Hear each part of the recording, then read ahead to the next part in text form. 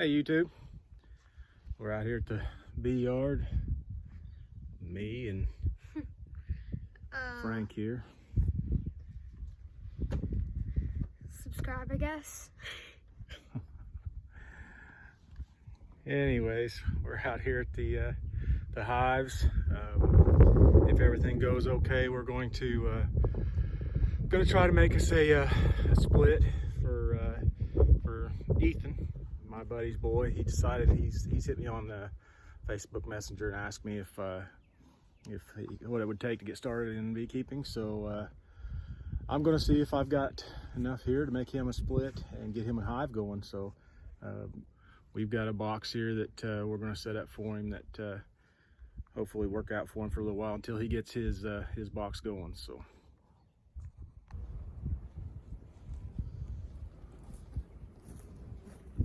I don't know what you guys are going to be able to hear because of the wind, but we'll do our best to talk loud so that you can hear us.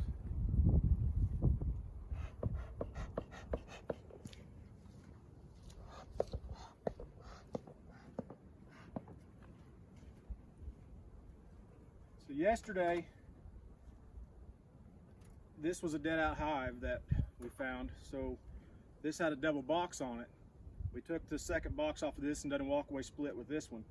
But what I noticed in this one was that there were some queen cells, but the wind was so bad yesterday that we had to get her closed up as fast as we could, and I didn't want to pull frames. We had winds in the 20-mile-per-hour range yesterday, so today's not a whole lot better, but it's better. At least it's around 10 miles per hour in the wind. So we're going to see what if we could pull that frame that had the queen cell on it. Since we took the queen out of this bottom box and put it in this box to do the split, we're going to see if we can put that queen cell back in this box so they can make them another queen.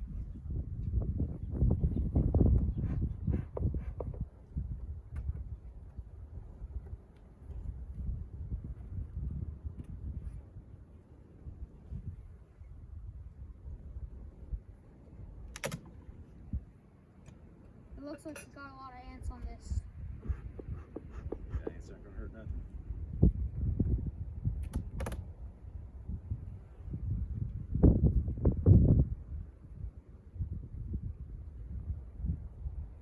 No queen on the top.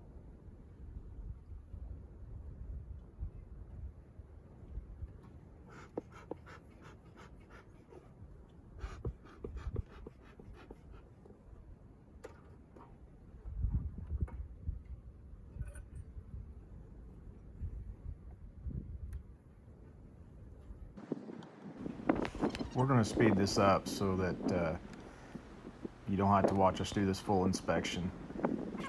You'll see me, I get stung there, and I smoked my arm because that pheromone the bees leave on your arm will cause you to get stung more there where you got stung. So you see that I took my smoker and smoked my arms and then gave that frame a smoke. Going through, that was a piece of new comb there that I was showing him. They're building that out. That was a frame I stuck in yesterday real quick.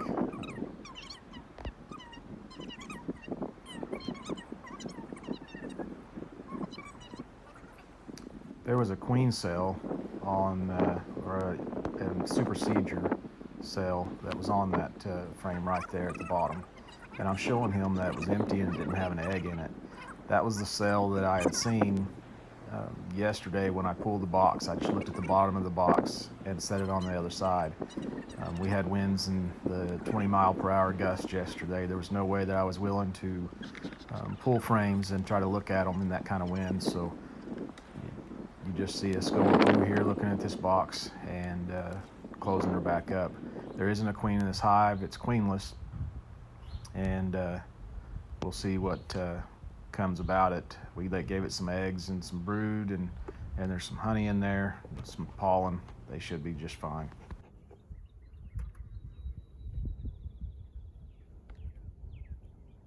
Can I check twice to see if the queen is on there? Well, we've done all we're going to do in this hive today. Alright. We found out those queen cells are empty, so there's not really sense in us working too hard to find her. As long as there's brood and eggs in there, we're in good shape.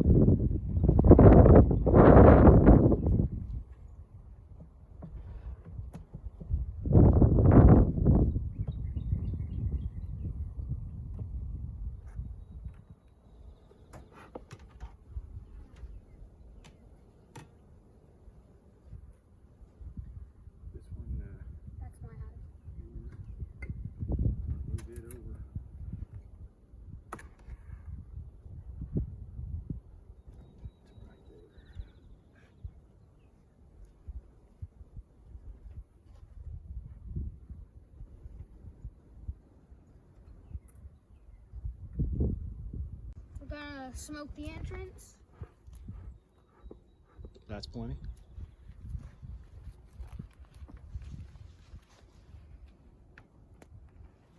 And now we're going to go ahead and open up the top of this hive and put a few puffs of smoke in there. It's stuck on there.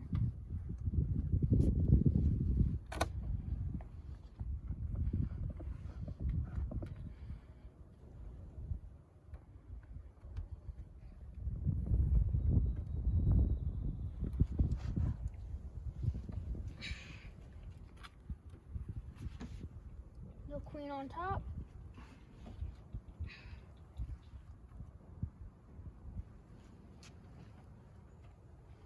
Put that down right there.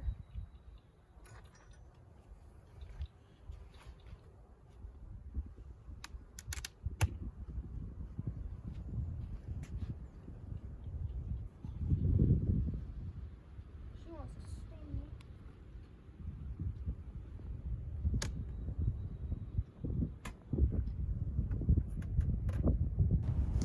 Okay, so again, we're going to speed this up for you and watch him do a hive inspection. I want to give him a little shout out while he's doing this. He's doing real good this year. This is the first year he's really took to keeping his own hive here. If anybody has reason to be scared of bees, it would be him. When he was about 6 years old, he got stung up pretty good while he was out sitting close to the bee yard. He was sitting on the tailgate of the truck, and he had a little hammer, and he was smacking it on the tailgate. And I told him a couple times not to do that, but about the third time that he was told, the bees told him himself, and he got stung up pretty good. I would imagine he got to anywhere between 50 and 100 stings, but look at him go. I'm real proud of him for getting back up on the horse and riding it. So he's doing real good, and I'm proud of him for overcoming his fears. He took a little long on this hive inspection, and we found that it was queenless, and we ended up going and giving it some eggs and brood, and hopefully that it can make itself a new queen. So I'll let you watch here.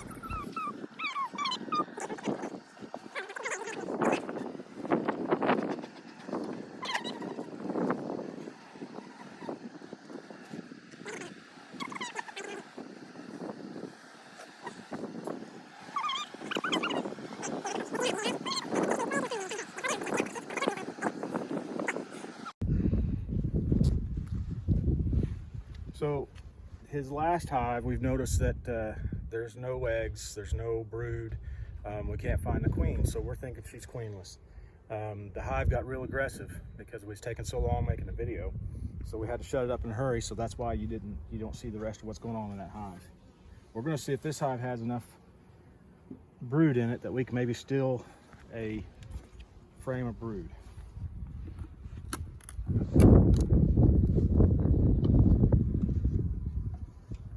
It doesn't look like it's going to. I'm gonna set this tripod right here.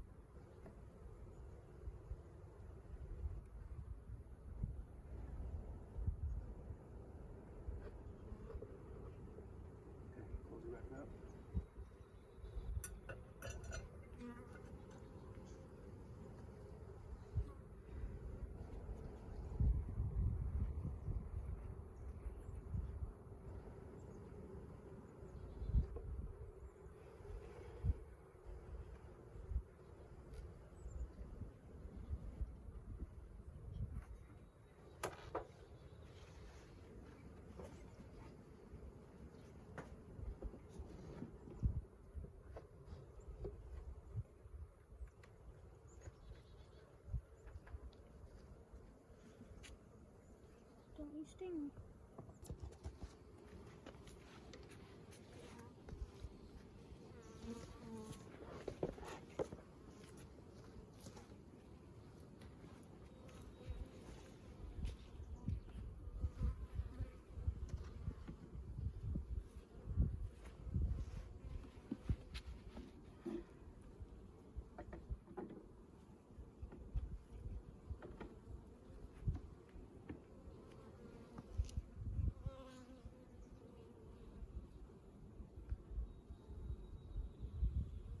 Stinger.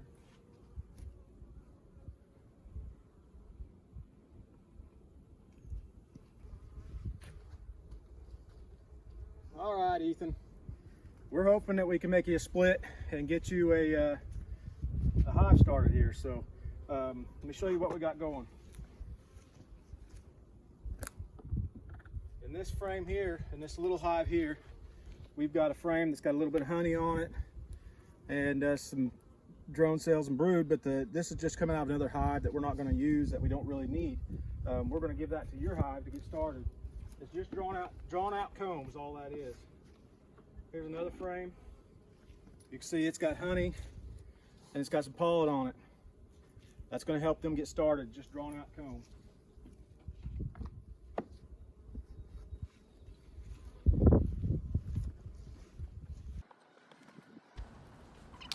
All right, so once again, we're speeding it up. We're just looking for a frame here that has some brood, some eggs, and we're going to put a frame of honey in there also. You can see that I was showing him that had some good eggs and brood in it. This hive is full of drone comb. I expect them to swarm soon, so right now we're just looking to see if we can find the right frame that has brood and honey.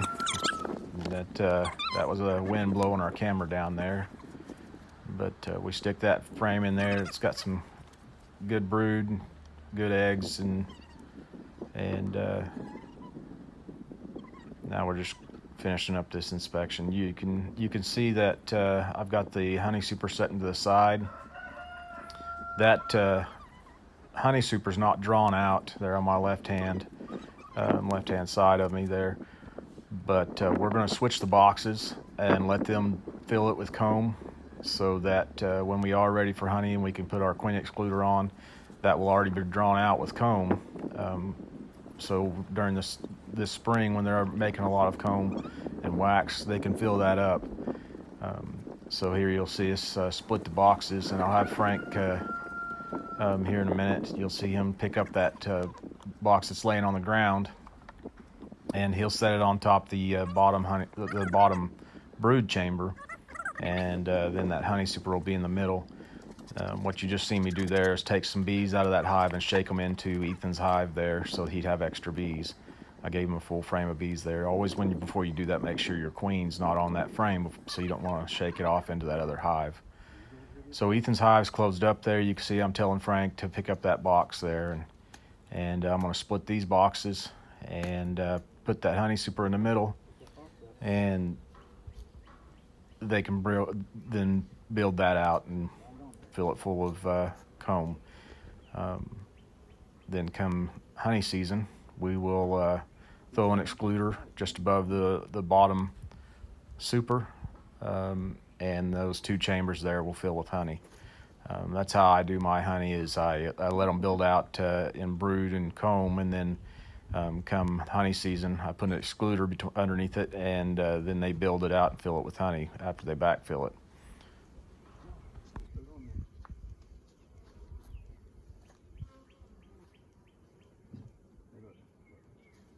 You're sliding with the top up like this, and you put it on there and lay it. Because if it's all together, you're not smashing bees when you let it go down.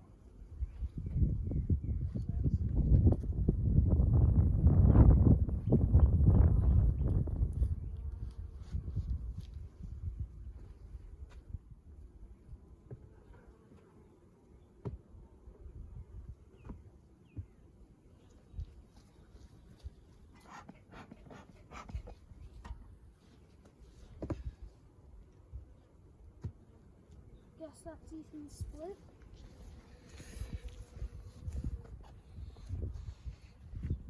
All right, Ethan, that's your split. That's your hive there. We got you started. We'll see how it works out.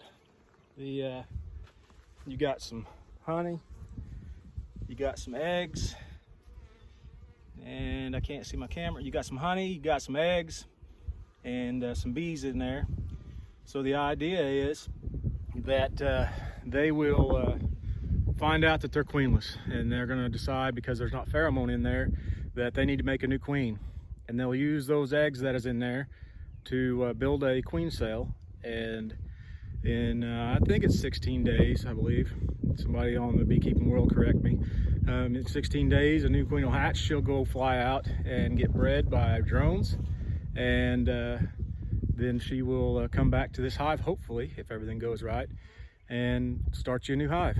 That's your start. So on the back of the working chute here, we had set up a swarm box, and we're seeing a little bit of activity going in and out. It's not caught a swarm yet, but there is some bees going in and out, which means that they're exploring it at least. So that's a good thing. And wouldn't you know it, as soon as I start the video, that the bees stop going in and out. But we've seen some activity, so we're looking forward to it.